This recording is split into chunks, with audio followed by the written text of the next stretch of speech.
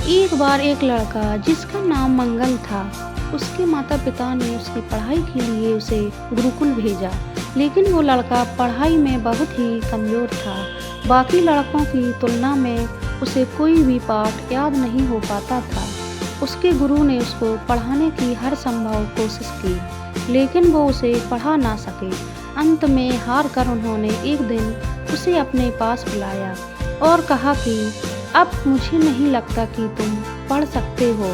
तुम अपने घर वापस चले जाओ और अपने माता पिता के काम में हाथ बटाओ।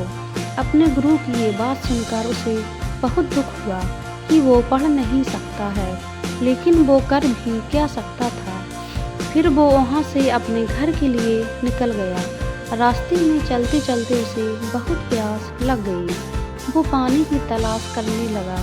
फिर थोड़ी दूर जाने पर उसे देखा कि कुछ औरतें मटके में पानी ले जाने के लिए जा रही।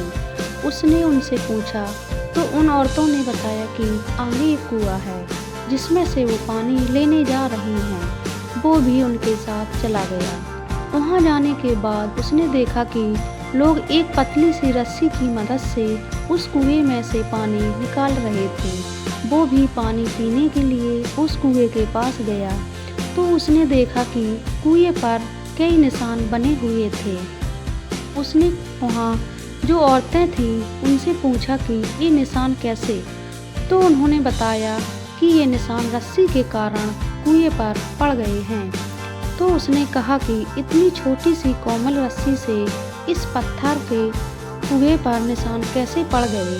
तो उन्होंने बताया कि हर दिन लोग इस रस्सी की मदद से कुएं में से पानी निकालते हैं और हर दिन रस्सी के रगड़ने के कारण इस कुएं पर निशान पड़ गए हैं। तब उस लड़के ने सोचा कि यदि हर दिन रगड़ने के कारण इस पतली सी रस्सी से इस पत्थर पर निशान पड़ सकते हैं, तो हर दिन अभ्यास करने से मैं पढ़ क्यों नहीं सकता।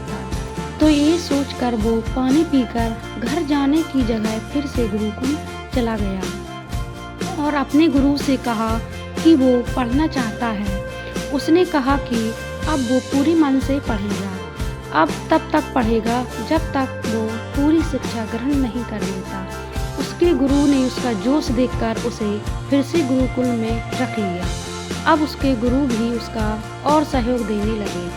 फिर एक दिन ऐसा भी आया कि उस लड़के ने अपनी सारी शिक्षा ग्रहण कर ली और आगे जाकर एक महान व्यक्ति बना। दोस्तों, हम सबको लगातार पढ़ना चाहिए जब तक लक्ष्य प्राप्त नहीं हो जाता। हमारा पूरा वीडियो देखने के लिए धन्यवाद।